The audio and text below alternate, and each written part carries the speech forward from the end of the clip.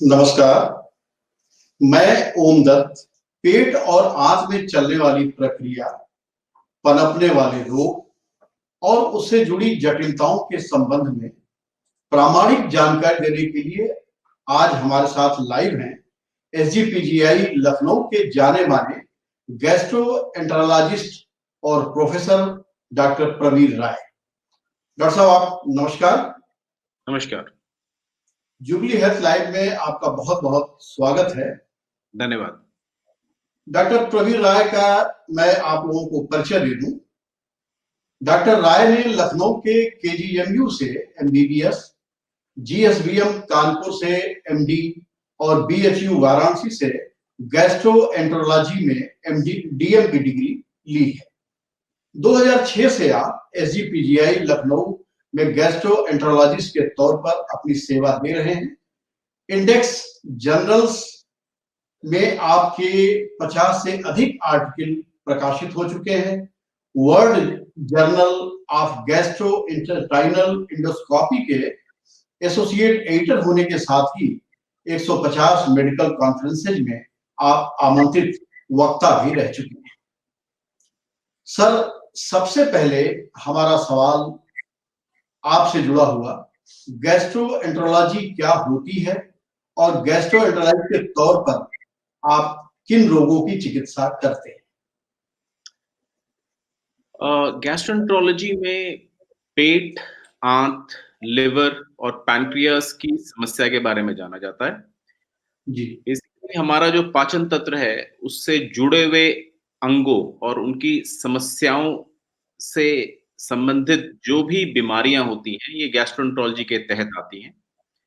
जैसा कि आप जानते हैं कि हमारा पाचन तंत्र का मुख्य काम खाने को पचाना और पोषक तत्व को खपत करना है और विषैले पदार्थों को शरीर से बाहर निकालना है। जी। ये मुख्य तौर पर मुंह से लेकर मल द्वार तक जुड़ी मेडिकल साइंस की एक शाखा है। गैस्ट्रोएंटरोलॉजिस्ट का मेन काम इन्हीं बीमारियों से संबंधित है। पेट, आंत, लिवर और पैनक्रियास से जुड़ी बीमारियों का उपचार, जो कि हम लोग दवाइयों के द्वारा और आजकल विभिन्न एंडोस्कोपिक तकनीकों के द्वारा करते हैं। ये गैस्ट्रोएंटरोलॉजिस्ट का काम। सर, पेट और आंत की हम बात करें तो ये शरीर में किस हिस्से में स्थापित हैं? और सर, एक सवाल इसे जुड़ा हुआ छोटा सा और, क्योंकि बीच में नाभि होती है, तो नाभि का क्या इसमें रोल होता है और नाभि से कैसे ये सब जुड़े हुए हैं, जरा इसके बारे में बताइए। अमूमन जिसको हम पेट कहते हैं उसको अंग्रेजी भाषा में एब्डोमेन हम लोग बोलते हैं। जी। तो पेट, जिसको हिंदी में हम अमाशय भी कहते हैं, ये खाने की नली और छोटी आंत के बीच स्थित होता है। पेट से पेप्सिन जैसे प्रोटीन पाचक एंजाइम्स और हाइड्रोक्लोरिक एसिड बनता है, जो कि जीवाणुओं को मारते हैं और प्रोटीजों को काम करने के लिए सही पीएच उपलब्ध कराते हैं तथा खाने को आंशिक रूप से पचाकर छोटी आंत तक भेजते हैं। ये अमूमन पेट का काम है। आंत जो है आहार नली का हिस्सा होती है, जो पेट से गूदा तक फैली होती है तथा ये दो भागों में, छोटी आंत और बड़ी आंत के रूप में होती है। छोटी आंत लगभग 20 फीट की होती है, बड़ी आंत लगभग 5 फीट की होती है। बड़ी आंत की चौड़ाई छोटी आंत से अधिक होती है और सारा खाने को पचाने का काम और न्यूट्रिएंट्स को एब्जॉर्ब करने का काम ये छोटी आंत का होता है।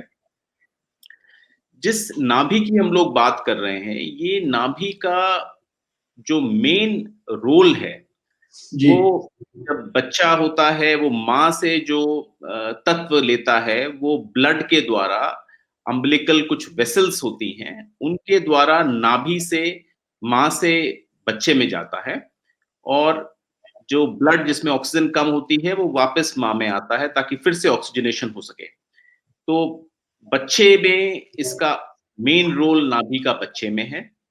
लेकिन जन्म के बाद ये का काम अमूमन बहुत ज्यादा नहीं होता है। जी ये लिवर से एक नस होती है जिसको हम अम्बिलिकल वेन कहते हैं, उससे जुड़ा होता है। और यूरिनरी ब्लैडर जो यूरिनरी ब्लैडर से भी एक कॉर्ड के तहत जुड़ा होता है। जी और हमारे एब्डोमेन, जिसको हम हिंदी में पेट कहते हैं, उसको 9 भागों में बांटने का काम नाभि करती है। साथ जी ही में जब हम लैप्रोस्कोपिक सर्जरी करते हैं, तो औजार डालने के लिए नाभि को भी एक पोर्ट की तरह यूज किया जाता है। वो इसका एक रोल है जो मॉडर्न लाइफ में काफी यूज होता है। तो लैप्रोस्कोपिक सर्जरी में नाभि के थ्रू ही पोर्ट डाला जाता है, जिससे सर्जरी की जाती है।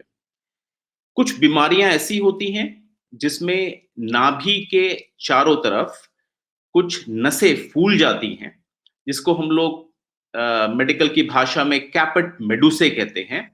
और जी ये लिवर की बीमारी को पॉइंट आउट करती है। तो ये मेन काम नाभि का रह जाता है पैदा होने के बाद। सर, डाइजेस्टिव सिस्टम यानी पाचन तंत्र की प्रक्रिया कैसे चलती है? मैकेनिकल और केमिकल पाचन क्या होता है? और सर, इससे जुड़ा हुआ एक सवाल और कि जब हम खाना खाते हैं तो इस पाचन तंत्र की जो प्रक्रिया चलती है वो कितना समय लेती है ताकि हम उतना गैप रख सकें खाने के बीच में? बहुत उचित सवाल है एक्चुअली। तो जी हमारे पाचन तंत्र में जैसे मैंने बताया, छोटी आंत, बड़ी आंत, लिवर, मुंह, गला, भोजन नली, पेट सभी शामिल होते हैं। जी जो हम खाना खाते हैं वो शुरू में हमारा मुंह जो है उनको छोटे टुकड़ों में करता है खाने को। तो ये छोटे टुकड़ों में जो काम हो रहा है, खाने को छोटे पार्ट में डिवाइड करने का, भाग में बांटने का काम है, ये एक तरह से मैकेनिकल पार्ट होता है। जी इसके बाद खाने की नली के द्वारा खाना पेट में जाता है और मुंह में मैकेनिकल पार्ट के साथ साथ सलाइवा भी सीक्रेट होता है, जो खाने को पचाने का काम करता है। एक बार पेट में पहुंचने के बाद हमारा जी पेट हाइड्रोक्लोरिक एसिड और कुछ एंजाइम्स निकालता है, जो फिर खाने को पचाने का काम करते हैं। जी खाने को फिर छोटे टुकड़ों में और फर्दर छोटे टुकड़ों में तोड़ा जाता है। इसके बाद खाना छोटी आंत में पहुंचता है और छोटी आंत में पहुंचने के बाद वहां भी कुछ एंजाइम्स हमारे लिवर से आती हैं और पैनक्रियास से आती हैं, जो खाने को फर्दर डाइजेस्ट करती हैं और सारा तत्वों को सोखने का काम छोटी आंत से ही किया जाता है। इसके बाद खाना नीचे चल के बड़ी आंत में जाता है, जिसमें सोडियम और पानी, ये 2 चीज बड़ी आंत में एब्जॉर्ब होती हैं हमारे शरीर के लिए। और जो फिर वेस्ट प्रोडक्ट है वो मल द्वार से बाहर निकल जाता है। तो जो जी मैकेनिकल और केमिकल पोर्शन है, तो जो खाने को छोटे पार्ट में तोड़ने वाले काम को मैकेनिकल कहा जाता है। और जी केमिकल वो है जो एंजाइम्स, जो हमारा स्टमक पेट सीक्रेट करता है, जो पैनक्रियास सीक्रेट करता है, लिवर से आता है, वो जब खानों पे एक्ट करते हैं, उनको फर्दर तोड़ते हैं, उसको केमिकल पाचन कहा जाता है। सर, एक सवाल जो उससे जुड़ा हुआ था कि कितना हाँ, समय लेते हैं ताकि खाने का अंतराल कितना रखना चाहिए? देखिए, खाने का अंतराल लगभग 4 से 6 घंटे का रखना ज़रूरी है। इतना समय लगभग लग जाता है। इसीलिए अमूमन बोला जाता है कि खाना दिन भर में 3 बार से ज़्यादा यूजुअली नहीं खाना चाहिए। ये बॉडी को सही समय देता है ताकि हमारी एंजाइम्स, एसिड सब उचित मात्रा में सही प्रकार से काम कर सकें। जी सर, पेट की समस्या तो ऐसी होती है जो हमें पता नहीं चल पाता है उस समय, बाद में गंभीर रूप ले लेता है। तो सर, ऐसे कौन-कौन से टेस्ट कराए जाते हैं जिनसे कि उनके बारे में हमें पता चल सके और किस उम्र में हमें जागरूक होना चाहिए कि हम टेस्ट करा लें? देखिए, बहुत इम्पोर्टेंट सवाल है ये, क्योंकि जी, पेट की समस्या इतनी ज़्यादा कॉमन है इस समय कि हमारी ओपीडी में जो पेट से संबंधित कुछ जिनको हम वेग सिम्पटम्स कहते हैं, वो लेके लगभग आप मान के चलिए 50 से 60% के लोग आते हैं। जी, तो ये सिम्पटम्स को समय पे पकड़ना, उन लक्षणों को समय पे पकड़ना बहुत ज़रूरी है। उसका रीज़न ये है कि अगर हम सही समय पे बीमारी को पकड़ लेते हैं, जल्दी पकड़ लेते हैं, तो कई बीमारी ऐसी हैं जिनका उपचार हम कर सकते हैं। कई तरह के कैंसर होते हैं जो अगर हम जल्दी पकड़ पाएँ, तो उनका इलाज संभव होता है। परंतु अगर समय निकल जाता है, बीमारी फैल जाती है, तब किसी तरह का कोई भी इलाज उसमें कारगर नहीं होता। तो कौन-सी ऐसी जाँचें हैं जो हम लोग करते हैं जिससे हमको पता लगता है कि भई फलानी बीमारी है मरीज को और उसका हम उचित इलाज कर सकें? इसमें जी, इम्पोर्टेंट एक सिंपल ब्लड टेस्ट जो हम लोग कराते हैं। कई बार ब्लड टेस्ट में आपको सिर्फ हीमोग्लोबिन कम मिलता है और कोई प्रॉब्लम नहीं दिखती। ये लक्षण हो सकता है पेट के कैंसर का, बड़ी आंत के कैंसर का। इन सब का लक्षण सिर्फ़ और सिर्फ़ हीमोग्लोबिन कम है। थोड़ा बहुत खून का रिसाव, घाव होने के बाद पेट में या आंत में रिसाव होता रहता है। हीमोग्लोबिन मरीज का डाउन होता है और मरीज को दिक्कत या तो कुछ नहीं होती है या थोड़ी बहुत कमज़ोरी होती है। तो ब्लड टेस्ट बहुत इम्पोर्टेंट है, बहुत ज़रूरी है, ये देखने के लिए कि हीमोग्लोबिन की मात्रा शरीर में सही है कि नहीं। अमूमन एक नॉर्मल इंसान का हीमोग्लोबिन का मात्रा 12 से ज़्यादा है, होती है। औरतों में थोड़ा कम हो सकता है क्योंकि कुछ कारणों से मासिक की वजह से थोड़ा ब्लड जी, डाउन हो सकता है। अदरवाइज़ नॉर्मल 12 से ज़्यादा हीमोग्लोबिन होता है। तो ब्लड टेस्ट एक इम्पोर्टेंट और सिंपल टेस्ट है जिससे हम लोग पता लगा सकते हैं।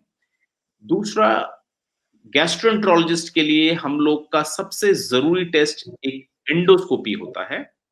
जी, एंडोस्कोपी एक ट्यूब होती है जिसके आगे कैमरा लगा होता है और लाइट होती है, जिसको हम खाने की नली के में पास होकर फिर पेट और छोटी आंत के थोड़े से हिस्से को देख पाते हैं। इससे हम लोग अल्सर का पता लगा पाते हैं, कोई कैंसर हो उसका पता लगा पाते हैं, खाने की नली में कैंसर या घाव उसका पता लगता है। ये बहुत ज़रूरी है बीमारी को जल्दी पकड़ने के लिए। तो 40 की उम्र के बाद अगर जी, कुछ दिक्कतें जैसे हल्का-सा गैस बनना, पेट का भारीपन होना, ये अगर नए लक्षण किसी को आए हैं, तो ये बहुत ज़रूरी है कि हम लोग डॉक्टर को दिखाएँ और संभवतः उसमें डॉक्टर एंडोस्कोपी जाँच भी करते हैं, ये देखने के लिए पेट में कोई अल्सर, घाव या कैंसर तो नहीं है। तो ब्लड टेस्ट, एंडोस्कोपी, इसके सिवा अल्ट्रासाउंड, अल्ट्रासाउंड फिर से एक ऐसी जाँच जो कि टोटली नॉन इन्वेसिव है। आपको कोई जी, ट्यूब नहीं डालनी, कुछ नहीं करनी, पेट के ऊपर एक प्रोब रखना है बस और इससे पेट के बारे में, आँत के बारे में, कुछ गिल्टियाँ होती हैं पेट में, उनको पकड़ा जा सकता है। अमूमन टीवी में गिल्टियाँ मिलती हैं, उनको आराम से अल्ट्रासाउंड में दिखती हैं, उससे हम लोग बायोप्सी भी ले सकते हैं। तो अल्ट्रासाउंड भी एक बहुत-बहुत ज़रूरी जाँच है पेट की बीमारियों के लिए। इसके सिवा कुछ बीमारी ऐसी होती हैं या कुछ हमारे पैनक्रियाज़ ऐसा ऑर्गन है जो अल्ट्रासाउंड में बहुत अच्छा नज़र नहीं आता। उसके लिए या अगर हमें बीमारी पता लगती है कि संभवतः कैंसर है, तो कैंसर कितना फैला हुआ है, उसमें ऑपरेशन संभव है कि नहीं, ये देखने के लिए हमें कुछ और जाँचों की ज़रूरत है। वो सीटी स्कैन या एमआरआई जाँचें होती हैं। तो ये जाँचें अमूमन कैंसर के लिए, कैंसर कितना फैला हुआ है, उसका ऑपरेशन संभव है कि नहीं, अगर ऑपरेशन संभव नहीं है, तो हम कीमोथेरेपी या रेडियोथेरेपी उन बीमारियों के लिए कराते जी, हैं। जी, तो ये जाँचें ज़रूरी हैं। इसके सिवा खाने की नली जो इसको हम इंग्लिश में ईसोफेगस कहते हैं, उसकी जाँच बेरियम सोलो होती है या पेट के लिए बेरियम मील फॉलो थ्रू होती है, पेट और छोटी आँत के लिए। इसमें एक बेरियम तत्व होता है जो मुँह से पिलाया जाता है और उसके बाद एक्स-रे लिया जाता है और उस खाने की नली, पेट को और छोटी आंत को देखा जाता है कि उसमें कहीं कोई गांठ या कहीं कोई घाव तो नहीं दिख रहा है। तो ये बेरियम भी एक अच्छा इन्वेस्टिगेशन है। आजकल सीटी स्कैन और एमआरआई के बाद इसका उपयोग हम लोग कम करते हैं। सीटी स्कैन और एमआरआई का उपयोग हम लोग ज्यादा करते हैं। इसके सिवा कुछ इन्फेक्शन होते हैं जो हम स्टूल टेस्ट से पता लगा सकते हैं, स्पेशली उन मरीजों में जिसमें बड़ी आंत की प्रॉब्लम है। तो ये कुछ जांचें हैं जो हम आमूमन बीमारी का डायग्नोसिस बनाने के लिए करते हैं। सर, इरिटेबल बॉवेल सिंड्रोम का नाम अक्सर आता है हम लोगों के सामने, तो सर ये क्या होता है, इसके क्या कारण होते हैं जिनकी वजह से कि ये पैदा हो जाता है, और इसका लक्षण क्या दिखता है और इलाज के लिए क्या करना चाहिए? इरिटेबल बाउल सिंड्रोम एक बहुत ही कॉमन बीमारी है और गैस्ट्रोएंटरोलॉजिस्ट, कोई भी गैस्ट्रोएंटरोलॉजिस्ट हो, उसकी ओपीडी में मान के चलिए आप 20% लोग इरिटेबल बाउल सिंड्रोम के कम से कम होते हैं। इरिटेबल बाउल सिंड्रोम बेसिकली बड़ी आंत, जिसको हम इंग्लिश में कोलन भी कहते हैं, बड़ी आंत को प्रभावित करती है। इस समस्या में जो पीड़ित मरीज है, उसको पेट में दर्द हो सकता है, पतले दस्त हो सकते हैं या कब्ज की शिकायत भी हो सकती है। कई मरीज जो हैं वो पेट का भारीपन या गैस की शिकायत भी करते हैं। जो इरिटेबल बाउल सिंड्रोम है, ये एंटिटी जो है, इसका सटीक कारण किसी को भी क्लियर नहीं है कि किन मरीजों में स्पेसिफिकली ये होगा। पर कुछ जो बातें देखी गई हैं, जो कारण माने जाते हैं, जी। उनमें से कुछ कारण इस तरह से हैं। पहला, अगर जो हमारी आंतें होती हैं, जब वो उनकी मूवमेंट होती है तो मसल्स उनकी कॉन्ट्रैक्ट करती हैं। तो जी। मसल्स का कॉन्ट्रैक्शन होता है आंतों का। छोटी आंत में भी मसल्स होती हैं, बड़ी आंत में भी मसल्स होती हैं। इन कॉन्ट्रैक्शंस का सही तरीके से ना होना, बहुत ज्यादा हो जाना, ये डायरिया या दस्त को दस्त के लक्षण देता है। और उसी से कॉन्ट्रैक्शंस अगर बहुत तेज होते हैं तो इससे पेट में दर्द भी हो सकता है। और आमूमन ये देखा गया है कि इरिटेबल बाउल सिंड्रोम उन मरीजों में ज्यादा होता है जो जिन मरीजों में स्ट्रेस ज्यादा होता है, उनमें ये बीमारी ज्यादा पाई गई है। उसके सिवा कुछ बैक्टीरियल इन्फेक्शंस होते हैं। कुछ लोग ऐसे होते हैं जिनको पहले कभी कोई दिक्कत नहीं थी, बट कभी इन्फेक्शन हुआ जिसको हम एक्यूट गैस्ट्रोएंटराइटिस कहते हैं, और गैस्ट्रोएंटराइटिस होने के बाद ये इरिटेबल बाउल सिंड्रोम की दिक्कत शुरू हो गई। इसको जी। हम लोग इंग्लिश में पोस्ट इन्फेक्शियस आईबीएस कहते हैं। पोस्ट इन्फेक्शियस आईबीएस का मतलब इन्फेक्शन होने के बाद इरिटेबल बाउल सिंड्रोम के फीचर्स आना, जिसको पोस्ट इन्फेक्शियस आईबीएस कहते जी। हैं। सर, ये आपने बताया है, जब इसका इलाज करने के लिए तो वही सारे प्रोसेस हो गए जो भी आपने बताए हैं, टेस्ट करने के बाद ही इसका इलाज होता होगा। हाँ, इलाज में कुछ बातें हैं जो बड़ी इंपॉर्टेंट हैं इसमें। जी। ऑब्वियसली ये सारी जांचें जो मैंने बताई वो जांचें करने की जरूरत है। अगर जी। हम क्लिनिकली सोचते हैं कि पेशेंट को संभवतः आईबीएस है, तो इसमें आमूमन क्लिनिकल कुछ क्राइटेरिया होते हैं, जिसको हम रोम क्राइटेरिया बोलते हैं, वो यूज करते हैं। इसमें आमूमन सीटी स्कैन की जरूरत नहीं होती। अगर मरीज को जरूरत से ज्यादा कुछ वजन कम मरीज का हो गया है, या भूख नहीं लग रही है, या हीमोग्लोबिन कम हो गया है, जी। क्योंकि ये तीनों ही बात इरिटेबल बाउल सिंड्रोम में नहीं होती हैं। अगर ये तीनों बात दिखती हैं तो इसको हम अलार्म सिम्टम्स कहते हैं।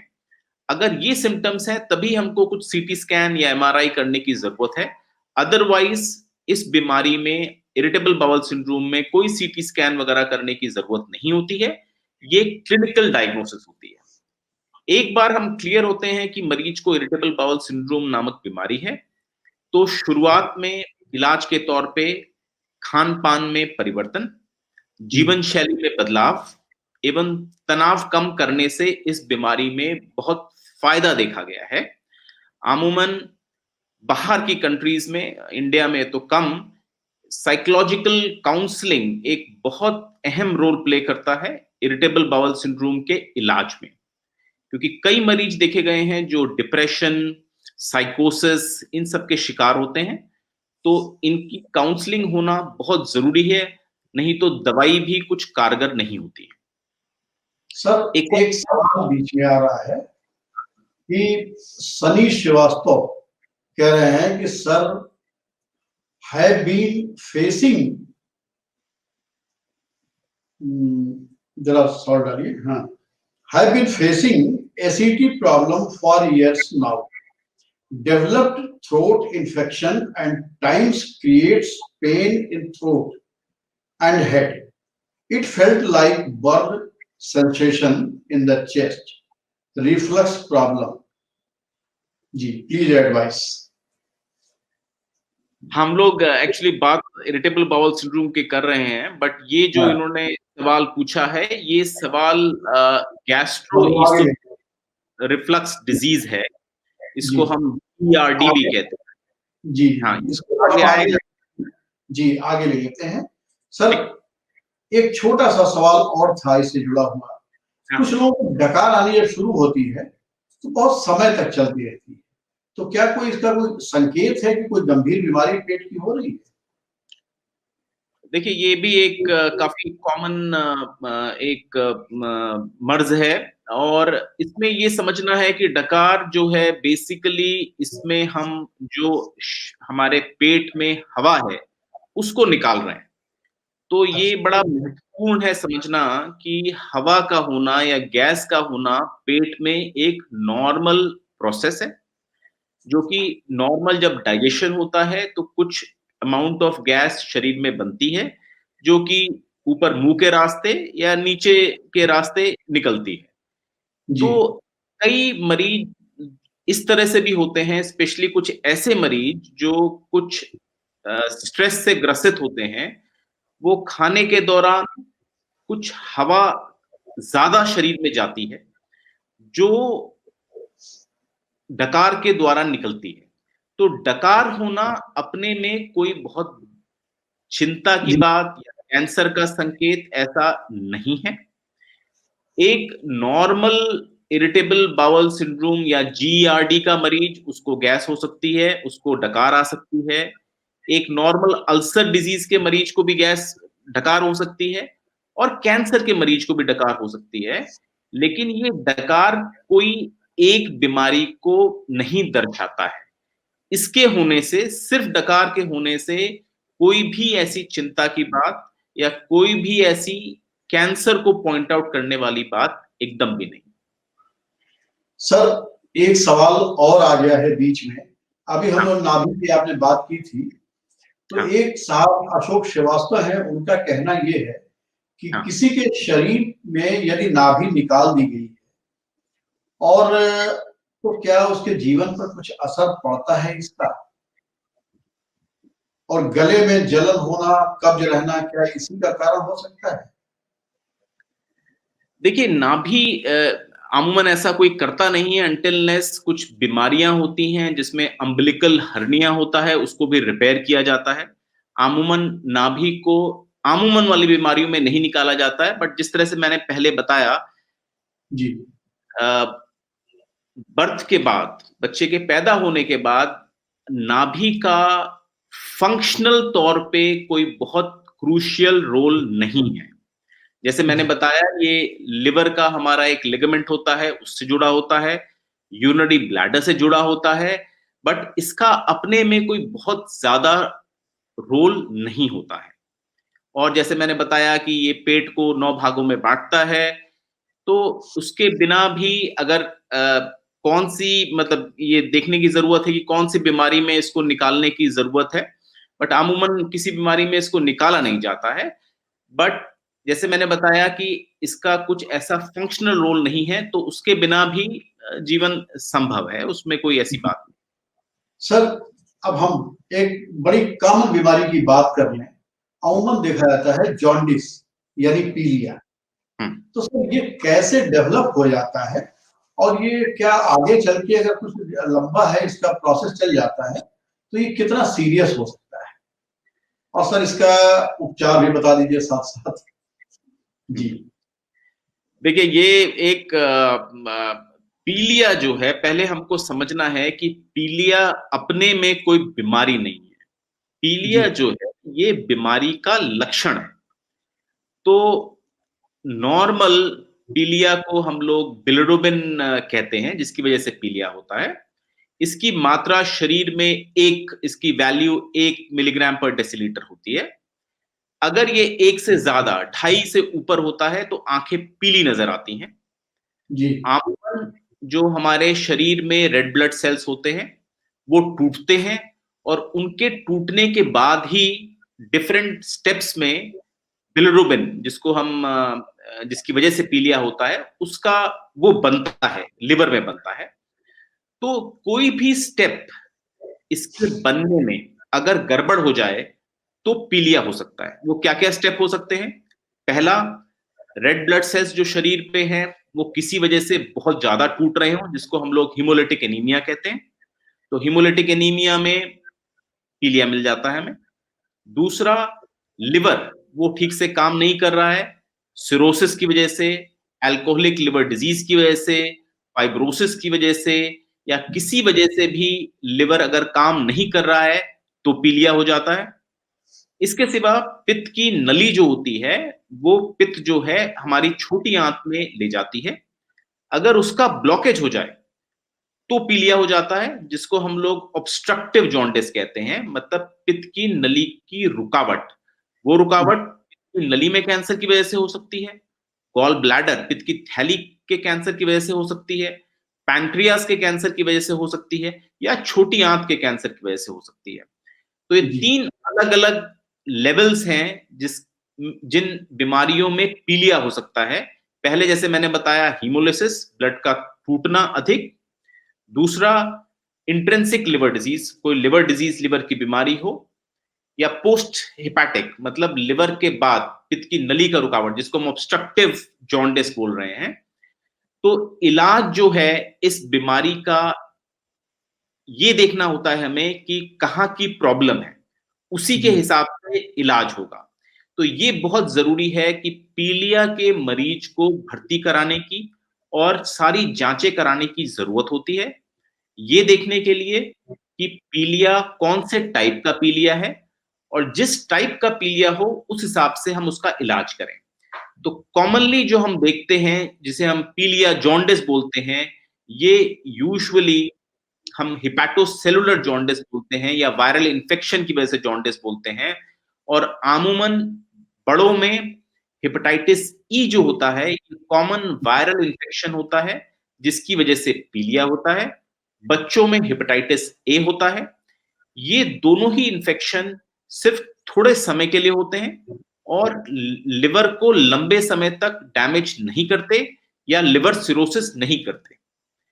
इसके सिवा हमारे पास हेपेटाइटिस बी और सी है, जो वायरल इन्फेक्शन है, जो लिवर पे असर डालते हैं, एक्यूट इन्फेक्शन करते हैं। एक्यूट मतलब थोड़े समय के लिए उसमें पीलिया होगा, भूख नहीं लगेगी, ये प्रॉब्लम करते हैं, लेकिन ये शरीर में रह जाते हैं।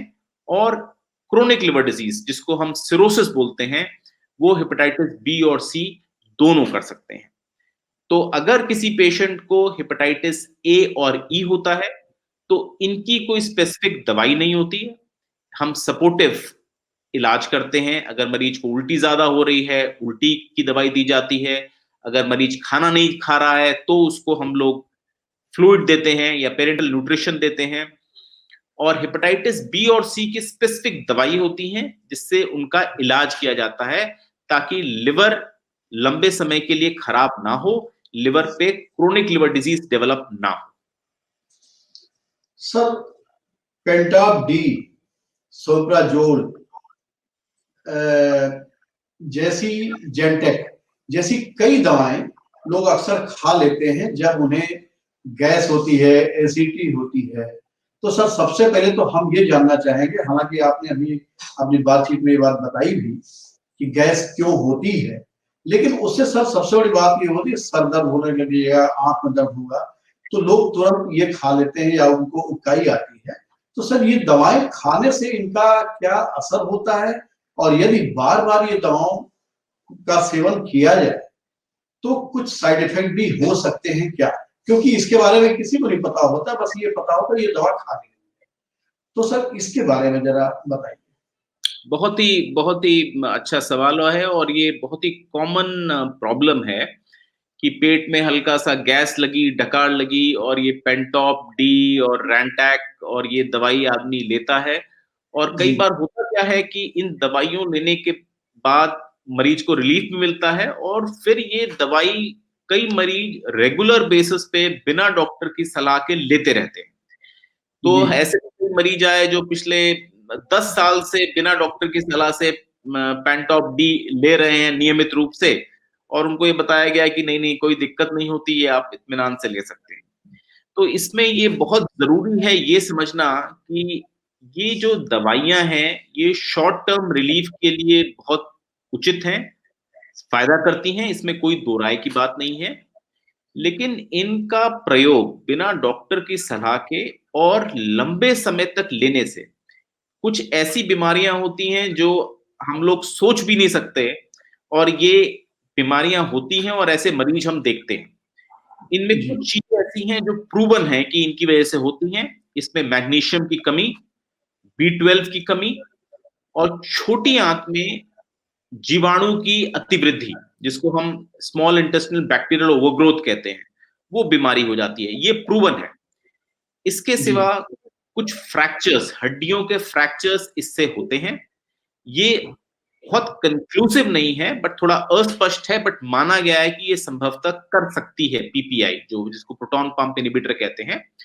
तो हड्डियों को कमजोर करना, किडनी को खराब करना, क्रोनिक किडनी डिजीज, ये एक बहुत बड़ी बात है कि आप गैस की दवाई ले रहे थे और अब आपकी किडनी उसकी वजह से खराब हो गई, तो ये माना गया है कि ये भी कर सकता है। इसके सिवा यादाश्त का कमजोर होना, और कुछ ऐसी चीजें हैं जो जिसका हम बोलते हैं बहुत वीक एसोसिएशन है, जिसको माना गया है कि शायद ये करता होगा, जिसमें एक निमोनिया को हम मानते हैं कि ये निमोनिया को भी प्रिडिस्पोज कर सकता है।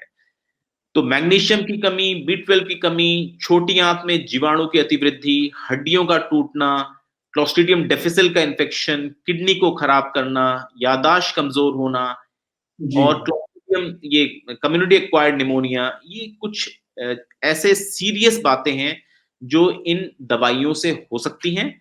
तो इन दवाइयों को एक आध दिन तो आप ले सकते हैं, बट अगर बीमारी है, दिक्कत है, तो बिना डॉक्टर की सलाह के कृपया करके इसको ना लें। सर भोपाल से एक रूबी सरकार का सवाल है।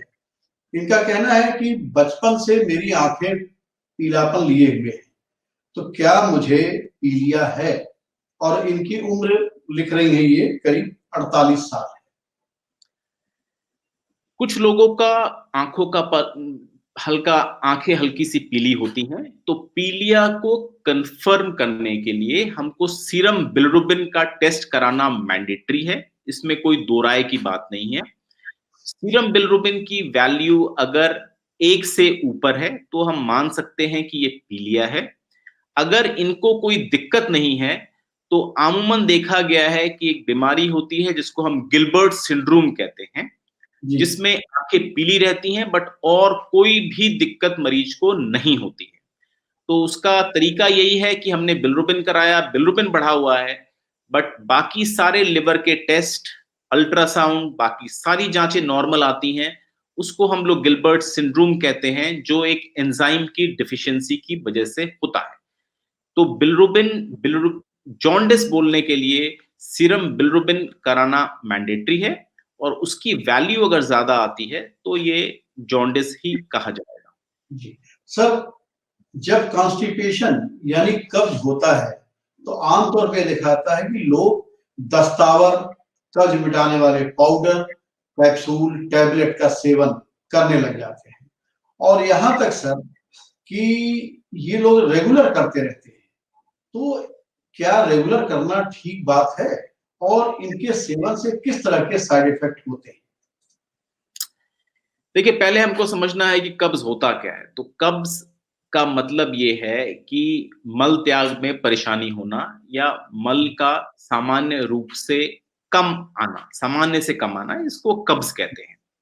जी तो कब्ज जो है इसके काफी सारे कारण हो सकते हैं और काफी सारे कारण ऐसे हैं जो फिजियोलॉजिकल हैं, जो डिजीज को पॉइंट आउट नहीं करते, जिसमें ये है कि हम सही मात्रा में सही चीज नहीं खा रहे हैं, या शरीर की जो है निष्क्रियता है, एक्टिविटी बहुत कम है, या कुछ दवाइयां हैं जो हमारी आंतों की मूवमेंट गति को स्लो कर देती है, जिस वजह से कॉन्स्टिपेशन होता है।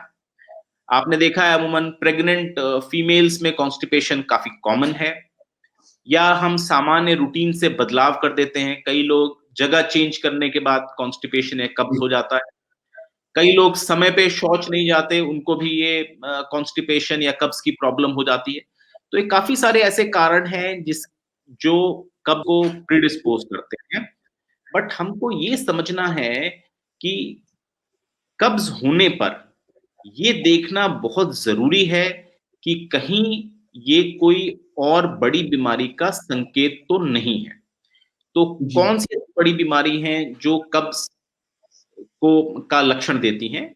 इनमें कोलन कैंसर होता है, बड़ी आंत का कैंसर होता है, जिसको जो लगभग 50 साल की उम्र के बाद अमूमन होता है। तो या आंत की टीबी होती है, उसमें भी ऑल्टरनेट कॉन्स्टिपेशन और डायरिया, या कभी कब्ज, कभी दस्त, ये जी दोनों बात हो सकती है। तो हमको ये डॉक्टर की सलाह लेकर ये कंफर्म करना बहुत जरूरी है कि ये जो कब्ज हो रहा है ये किसी बीमारी को संकेत दे रहा है, या ये जैसे मैंने पॉइंट आउट किया कुछ और चीजों से हो सकता है, उसकी वजह से है। क्योंकि जी अगर हम बीमारी को डिले करते हैं उसकी डायग्नोसिस में, तो अल्टीमेटली उसका इलाज जो है वो सफर करता है। इसलिए जो आपने बताया लोग रेगुलर बेस पे लेते रहते हैं, ये ठीक नहीं है। डॉक्टर की सलाह के बाद, ये रूल आउट करने के बाद कि नहीं कोई और बीमारी तो नहीं है, स्पेशली 40 साल की उम्र के बाद, उसके बाद ही अगर डॉक्टर की सलाह से ही इन सब का सेवन करने की जरूरत सर, डॉक्टर बताते हैं, जैसा आप लोगों का के माध्यम से जो हमारे पास जानकारी आती है, ये आती है कि अगर आप लंबे समय तक तनाव में रहते हैं और तो ऐसे लोगों को गैस्ट्रो इसोफेगल रिफ्लक्स यानी GERD, जो सामान्य भाषा में हम लोग सुनते हैं, ये बताया था कि ये हो जाता है। तो सर, ये GERD क्या होता है, किस तरह के इसके लक्षण होते हैं? अब मुझे लगता है सर कि ये सवाल अभी जो सनीश ने पूछा था, सनीश श्रीवास्तव ने, वो इससे रिलेटेड ये सवाल है। उसमें उन्होंने एक सवाल और उसमें उन्होंने जोड़ दिया है कि सर इस मुझे गले में जगह जगह व्हाइट स्पॉट भी आ जाते हैं। तो सर जरा इसके बारे में बताइए कि GERD क्या है और क्या इसके लक्षण होते हैं, कैसे इससे बचा जाए? ये भी एक काफी कॉमन दिक्कत है, और ये समझना है कि जीआरडी एक पाचन संबंधी रोगी है। ये जी तब होता है पेट में उत्पन्न एसिड या कभी कभी पेट में मौजूद तत्व जो हैं वो खाने की नली में वापस आ जाते हैं। जी तो ये जीआरडी बोलते हैं, जिसको gastro oesophageal reflux disease. Reflux का मतलब ये है चीज का ऊपर आना। जो पेट की एसिड है, पेट का तत्व है, वो ईसोफेगस में आ रहा है, उसको हम लोग रिफ्लक्स बोलते हैं। जी तो अमूमन इसके जो लक्षण होते हैं वो होता है सीने में जलन, कभी कभी गले में जलन पहुंच जाती है, मुंह का स्वाद खट्टा हो जाता है, छाती में दर्द हो सकता है।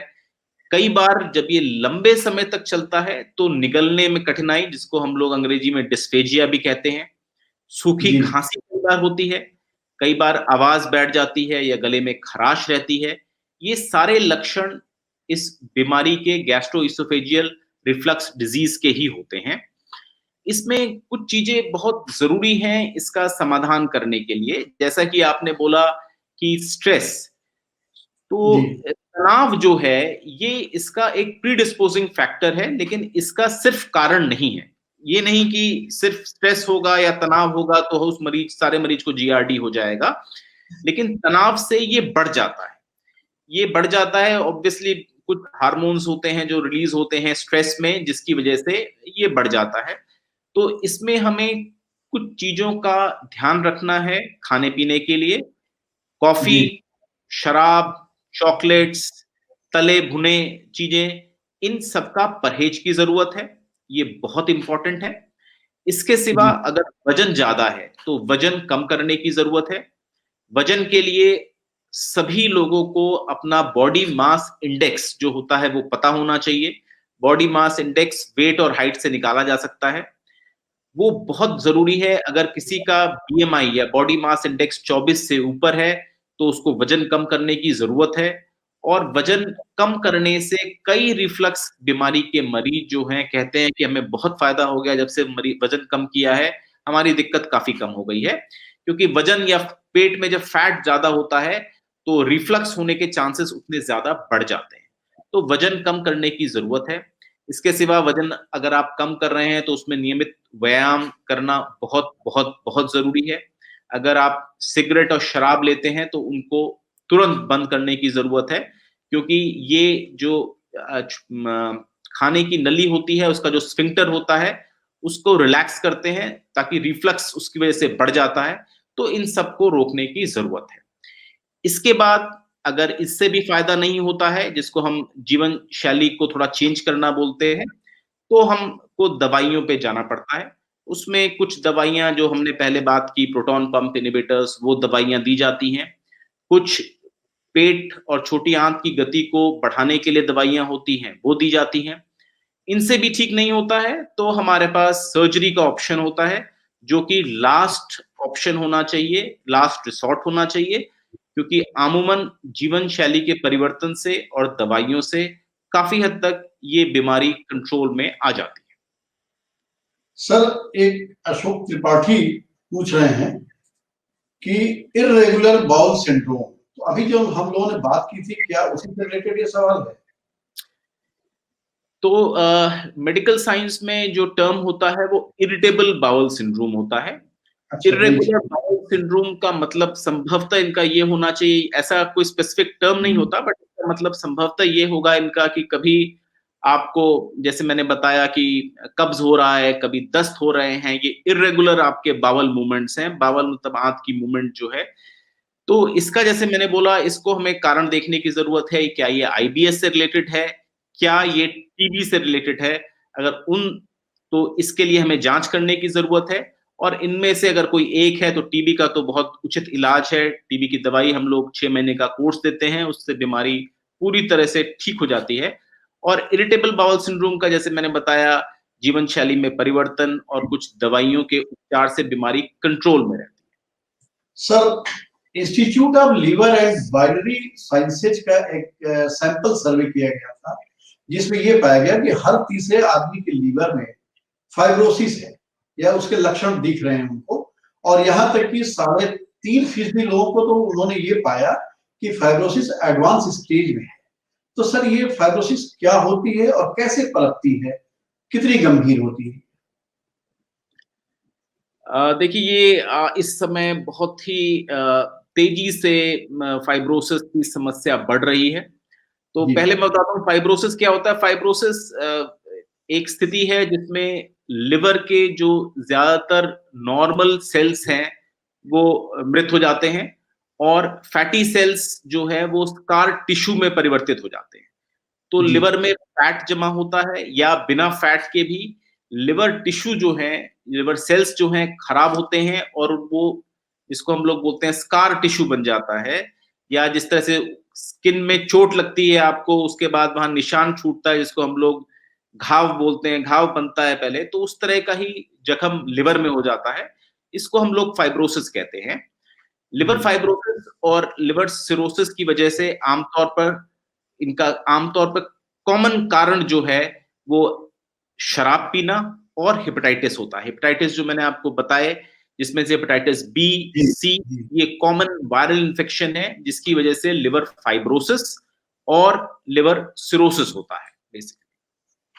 सर, एक परवीन दुबे का एक सवाल आया है कह रहे हैं sir, I am 40 years old, I am facing problem heaviness in stomach after taking meals and bitterness taste after 4 hours sleeping. जी सर। देखिए, ये प्रॉब्लम अगेन जो बता रहे हैं, बिटरनेस टेस्ट में आती है, प्रॉब्लम हेवीनेस इन स्टमक आफ्टर टेकिंग मील्स, तो इसको हम लोग एब्डोमिनल ब्लोटिंग कहते हैं। तो जी ब्लोटिंग जो है 40 साल की उम्र में है, तो हमको ये देखना है कि ये कितने समय से प्रॉब्लम चल रही है। अगर ये ट्रांजिएंट या अभी जल्दी की प्रॉब्लम है, कुछ दिनों की प्रॉब्लम है और कोई भी नई चीज नहीं हुई है, चेंज ऑफ प्लेस नहीं हुआ है, चेंज ऑफ ईटिंग हैबिट्स नहीं हुआ है, change of normal daily activities नहीं हुआ है, तो हमें ये देखना है कि कितने समय से ये प्रॉब्लम है। तो इसको हम लोग कॉमन इंग्लिश भाषा में डिस्पेप्सिया बोलते हैं। तो डिस्पेप्सिया भी काफी कॉमन प्रॉब्लम है और इन दिक्कतों के लिए 40 की उम्र में अगर शुरुआत हो रही है तो डॉक्टर की सलाह लेनी बहुत जरूरी है। इसमें हमको पहले देखना पड़ेगा जांच करके, ब्लड टेस्ट करके, अल्ट्रासाउंड करके कि कोई और प्रॉब्लम तो नहीं है। और प्रॉब्लम मतलब कोई अल्सर तो नहीं है, कोई घाव तो नहीं है और कोई सीरियस बात तो नहीं है।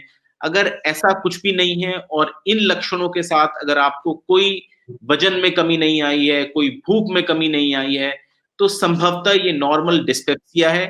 कुछ दिन की जी दवाइयों के कोर्स से ये पूरी तरह से ठीक हो जाएगा। सर, फैटी लीवर डिजीज क्या होता है और फैटी लीवर कितने तरह का हो जाता है और बीमारी में किस तरह के लक्षण आ जाते हैं और इससे बचाव के लिए क्या करना चाहिए? ये भी बहुत आजकल कॉमन है फैटी लिवर। जिस तरह से हमारे पेट में फैट जमा हो जाता है, फेस जी पे फैट आ जाता है, उसी तरह से फैट लिवर में आ जाता है। जब ये फैट की मात्रा लिवर में नॉर्मल फैट होता है, बट ये मात्रा जब थोड़ी अधिक हो जाती है, तो उसको हम फैटी लिवर कहते हैं। तो ये बड़ा इंपॉर्टेंट है कि फैटी लिवर जो है, ये पूरी तरह से लिवर को धीरे धीरे खराब करने का काम करता है और इसका कारण जो है ये अमूमन दो तरह के हो सकते हैं, या तो शराब की वजह से या तो बिना शराब की वजह से। शराब जी की वजह से होता है तो इसको हम लोग अल्कोहलिक फैटी लिवर डिजीज कहते हैं, मतलब अल्कोहल की वजह से लिवर में फैट जमा हो गया है। अगर ये शराब की वजह से नहीं है तो अमूमन ये मोटे लोगों में या डायबिटिक्स जिनको ब्लड शुगर की बीमारी है उनमें होता है, जिसको हम non alcoholic fatty liver disease बोलते हैं। अनफॉर्चुनेटली दोनों का जो आउटकम है वो सेम होता है। फैटी लिवर के बाद जो स्टेज होती है वो फाइब्रोसिस की होती है। फाइब्रोसिस की स्टेज वो 4 पार्ट में होता है। F1 फाइब्रोसिस कहते हैं, F2, F3, F4 फाइब्रोसिस या उसको सिरोसिस भी बोला जाता है।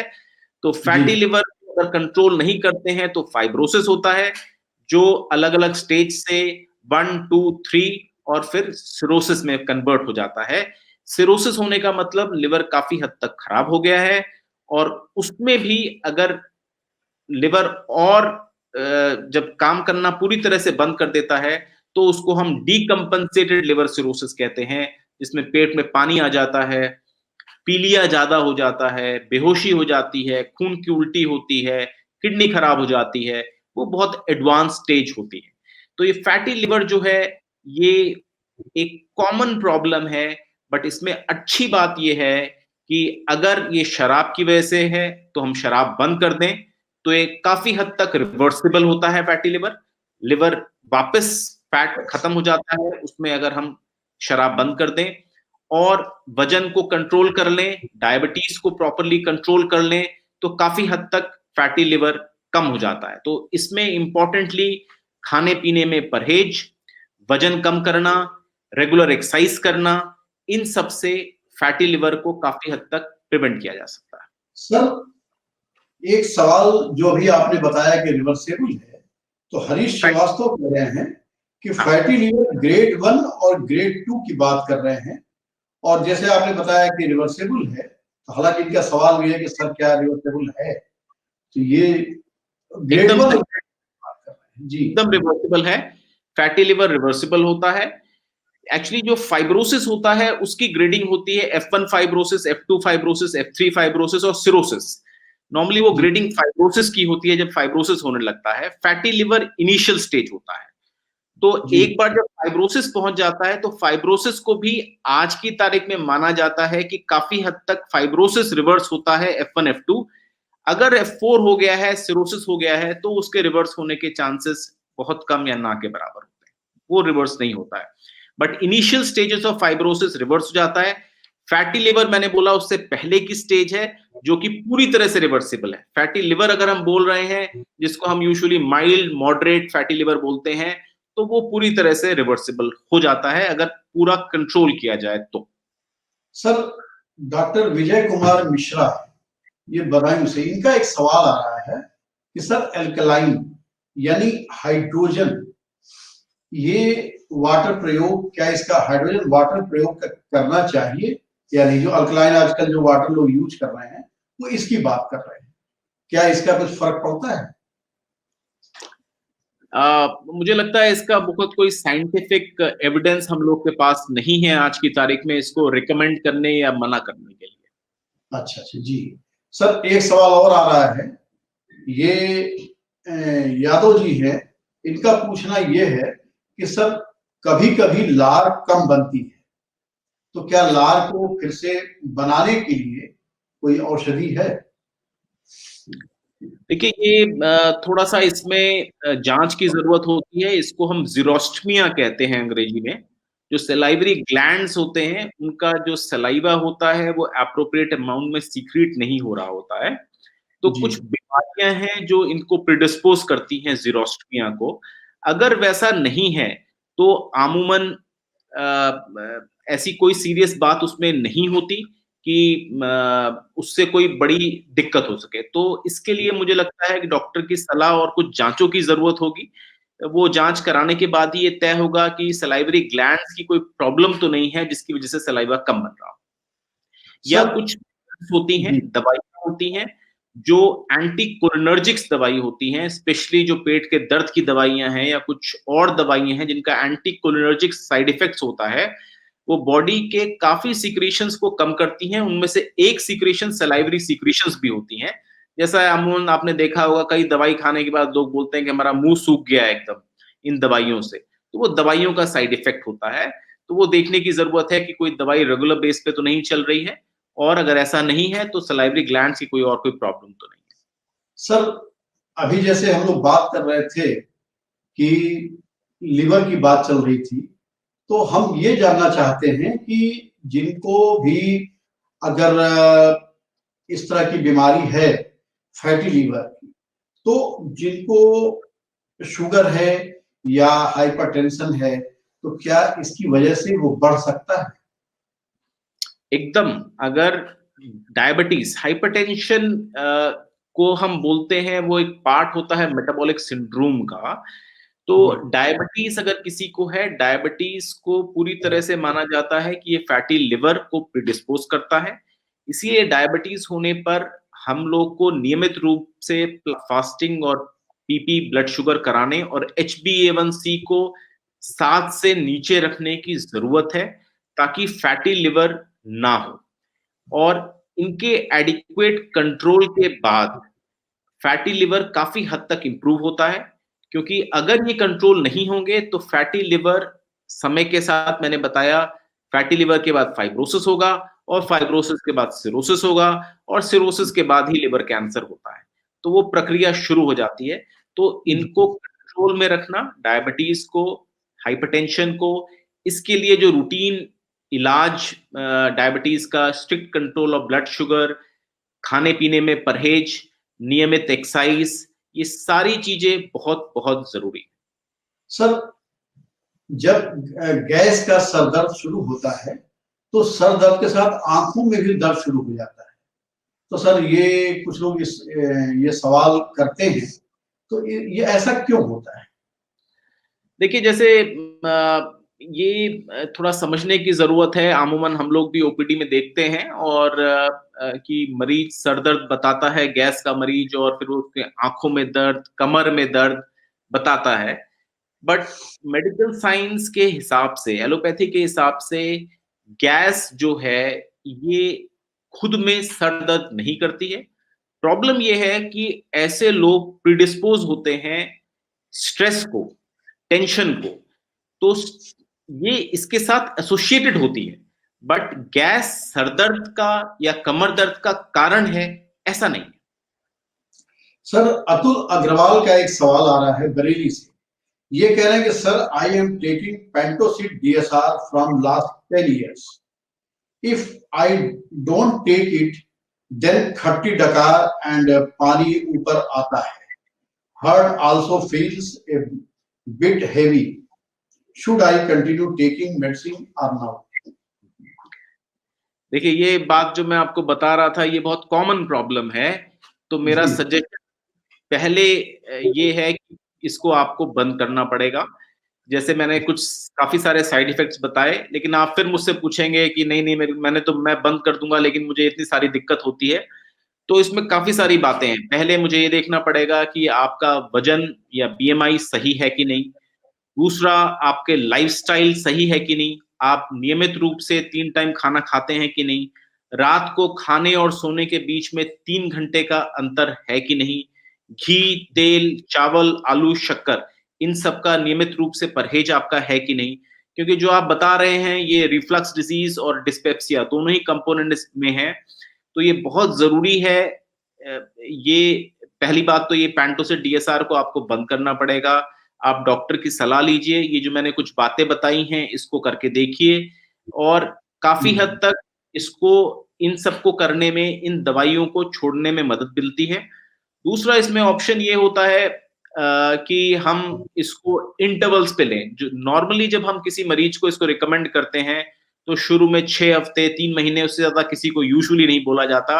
अनटिल अनलेस जैसी ये दिक्कत बता रहे हैं, वो दिक्कत अगर बनी हुई है और अगर किसी मजबूरी में ये दवाई हमें रेगुलर देनी पड़ रही है, तो जो-जो बीमारियाँ मैंने बताई हैं, जो इनके साइड इफ़ेक्ट्स हैं, उनको हमको रेगुलरली मॉनिटर करना पड़ेगा और देखना पड़ेगा कि वो उनमें से कुछ बीमारियाँ डेवलप तो नहीं हो गई। सर, एक देवदत्त श्रीवास्तव का एक सवाल आ रहा है। वो ये कह रहे हैं कि लगातार हिचकी आती है, रुकती नहीं है, तो ये किस कारण से होता है? देखिए, हिचकी जो लगातार आती है, ये इंडिकेट करता है कि जो डायफ्राम होता है हमारा, जो हम थोरैक्स बोलते हैं, छाती और पेट के बीच में जो सबसे बड़ी मसल हमारी डायफ्राम होती है, उसका किसी वजह से इरिटेशन हो रहा है। ये एक कॉमन कारण होता है। इसके सिवा जो हिचकी होती है, तो उस डायफ्राम इरिटेशन का हमको देखना होता है कि कहीं ये न्यूरोलॉजिकल कॉज़ तो नहीं है, ब्रेन से संबंधित तो नहीं है। कई बार किडनी से संबंधित बीमारियों में हिचकी हिकअप्स बहुत आते हैं। अगर क्रिएटिनिन बढ़ा होता है तो उसमें हिकअप्स आते हैं। और तीसरा फिर गैस्ट्रोइंटेस्टिनल डिजीज हमारी कोई तो नहीं है, रिफ्लक्स डिजीज तो नहीं है, जिसकी वजह से हमें हिचकियां बहुत आ रही हैं।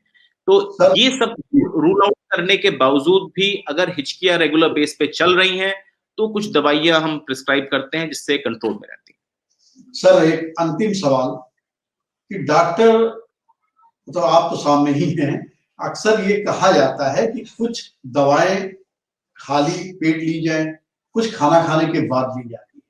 तो सर, ऐसा क्यों किया कहा जाता है? देखिए, ये बड़ा सिंपल है। इसका फार्माकोलॉजी, फार्माकोडायनामिक्स और फार्माकोकाइनेटिक्स काफ़ी ड्रग्स का देखा जाता है। ड्रग किस सॉल्ट के फॉर्म में है, किस तरह से इसका डिसोल्यूशन होता है। खाली पेट कुछ दवाइयाँ ऐसी होती हैं जो पानी में जल्दी घुल जाती हैं। ऐसी दवाइयों को खाली पेट लेने के लिए बोला जाता है बिकॉज़ खाना आने के बाद उसका डिसोल्यूशन एप्रोप्रिएट मात्रा में नहीं हो पाता और वो ठीक से काम नहीं करती।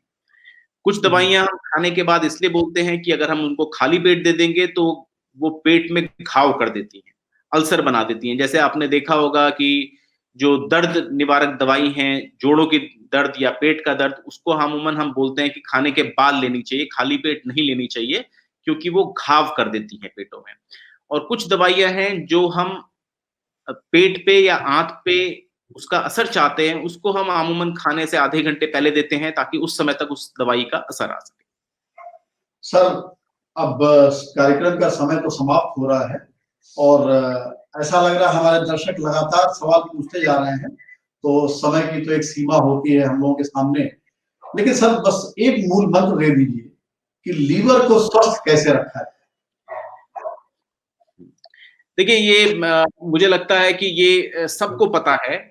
इसमें सबसे ज़रूरी जो चीज़ें हैं वो है जीवन शैली में संशोधन, जिसमें नियमित व्यायाम जो कि 1 घंटा कम से कम वो किसी भी तरह का हो सकता है। आप वॉक कर सकते हैं, आप रन कर सकते हैं, आप जिम कर सकते हैं। खाने-पीने का समय पे खाना, 3 बार खाने का सिस्टम हमको बचपन से ही बताया गया है, सुबह, दोपहर, शाम। रात को खाने और सोने के बीच में 3 घंटे का अंतर होना चाहिए, नहीं तो रिफ्लक्स की प्रॉब्लम काफ़ी कॉमन होती है। खाने में हरी सब्जी, फल इन सब का प्रयोग ज़्यादा होना चाहिए। डेयरी प्रोडक्ट्स का प्रयोग ज़्यादा होना चाहिए जिनको प्रॉब्लम नहीं है। समय-समय पर मेडिकल चेकअप कराना ज़रूरी है, स्पेशली 40 की उम्र के बाद और दवाइयाँ बिना डॉक्टर की सलाह के कृपया ना लें। सर क्या सोते समय दूध का सेवन करना ठीक होता है? जैसे मैंने बताया रात को खाने और सोने के बीच में 3 घंटे का अंतर इसलिए बोला जाता है कि अगर आप खाना या दूध लेके तुरंत सो जाएँगे, तो वो खाना फिर लोअर एसोफेजियल स्फिंक्टर से इसोफेगस में खाने की नली में आता है और रिफ्लक्स की प्रॉब्लम होती है। तो इसको प्रिवेंट करने के लिए खाने और सोने के बीच में 3 घंटे का गैप पीरियड जो है ये रिकमेंडेड है। अब हमारे कार्यक्रम का समय तो समाप्त हो गया है। आप हमारे चिकित्सा विशेषज्ञ से संपर्क करना चाहते हैं या आपकी कोई समस्या रह गई है और उसका जवाब आपको जानना है, तो हमारे ईमेल पर अपना नाम, मोबाइल नंबर और डॉक्टर का नाम लिखकर हमें ईमेल पर आप भेज सकते हैं। हमारा ईमेल है jubileeposthealth@gmail.com।